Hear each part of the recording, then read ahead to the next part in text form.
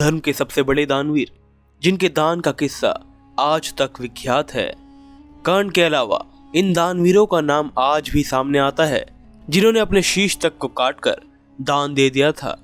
हिंदू धर्म की पौराणिक कथाओं में कुछ ऐसे बड़े दानवीर हुए हैं जिनके बारे में जानना चाहिए क्योंकि उनके द्वारा किए गए दान उन्हें अमर कर गए हैं।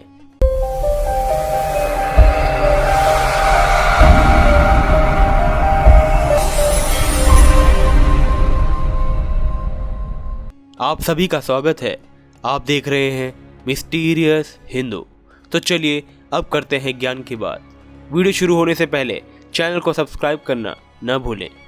हिंदू धर्म में दान को एक पवित्र कार्य माना जाता है, इसीलिए हर शुभ अवसर पर हमारे यहाँ दान देने का प्रचलन है।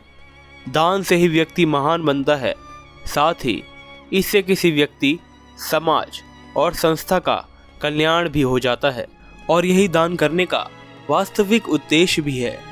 सनातन धर्म में ऐसे दानवीर हुए हैं जिन्होंने दान के लिए अपना सब कुछ न्योछावर कर दिया। वे दान धर्म के लिए अपने प्राणों की आहुति देने से भी पीछे नहीं हटे। पहले नंबर पर हैं महर्षि दधीची। इंद्र ने शिव की आज्ञा के अनुसार दधीची से हड्डियों का दान मांगा। महर्षि दधीची ने संसार के हित में अपने प्राण त्याग दिए। देव शिल्पी विश्वकर्मा ने इनकी हड्डियों से देवराज के लिए महाशक्तिशाली वज्र का निर्माण किया। वज्र से इंद्र ने राक्षसों को युद्ध में परास्त किया था। महर्षि दधीची की हड्डियों से ही दूसरे देवताओं के लिए भी अस्त्र शस्त्र बनाए गए। इन्हीं की हड्डियों से पिनाक और सारंग धनुष का निर्माण हुआ था। महर्षि दधीची के इस दान से वो सदा के लिए अमर हो गए। दूसरे नंबर पर हैं राजा बलि। दानवीरों में राजा बलि का भी नाम प्रमुख है। एक समय में उन्होंने पृथ्वी और देवलोक पर अपना कब्जा कर लिया था, लेकिन वामन अवतार में आए भगवान विष्णु जी ने उनसे केवल 3 पग भूमि मांगने की इच्छा जताई। राजा ने उनकी इस मांग को स्वीकार कर लिया। ऐसा कहा जाता है कि विष्णु जी ने दोनों ही पग में तीनों लोगों को नाप लिया। इसके बाद राजा बलि के पास कुछ देने को नहीं रहा, तो उन्होंने वामन रूपी भगवान से तीसरा पैर अपने सिर पर रखने का निवेदन किया।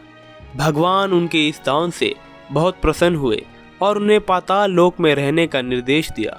ऐसा दान करना एक सच्चे दानवीर की निशानी है। दानवीर में तीसरे नंबर पर हैं बर्बरीक। घटोत्कच के पुत्र और भीम के पौत्र बर्बरीक को कौन नहीं जानता। महाभारत के समय बर्बरीक मात्र 14 वर्षीय एक बालक थे जो एक महान धनुर्धर भी थे। धनुर्विद्या में कर्ण, अर्जुन और स्वयं भीष्म पितामह उनके सामने टिक नहीं सकते थे।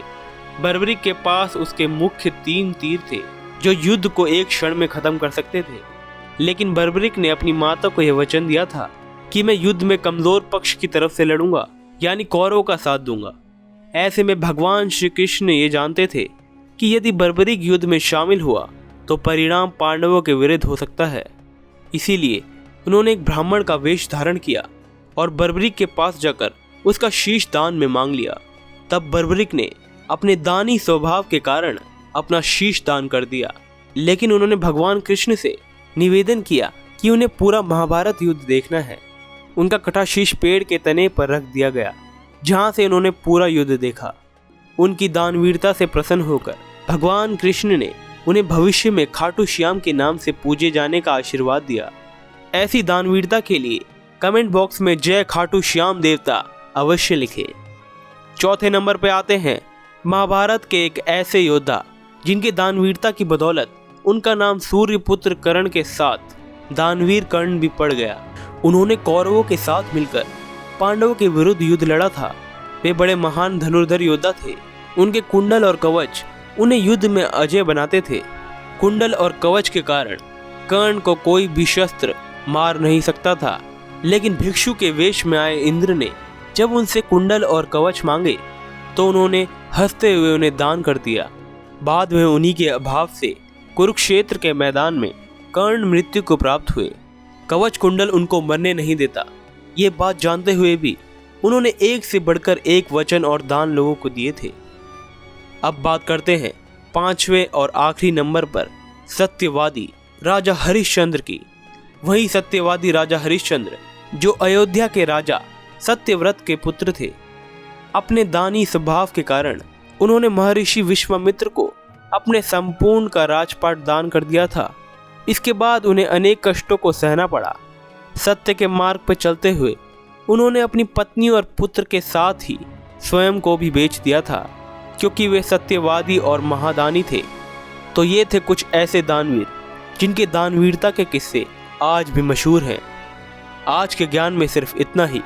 जाते जाते वीडियो को लाइक, हमारे चैनल को सब्सक्राइब और इनमें से सबसे बड़ा दानी कौन लगता है कमेंट बॉक्स में ज़रूर बताएं।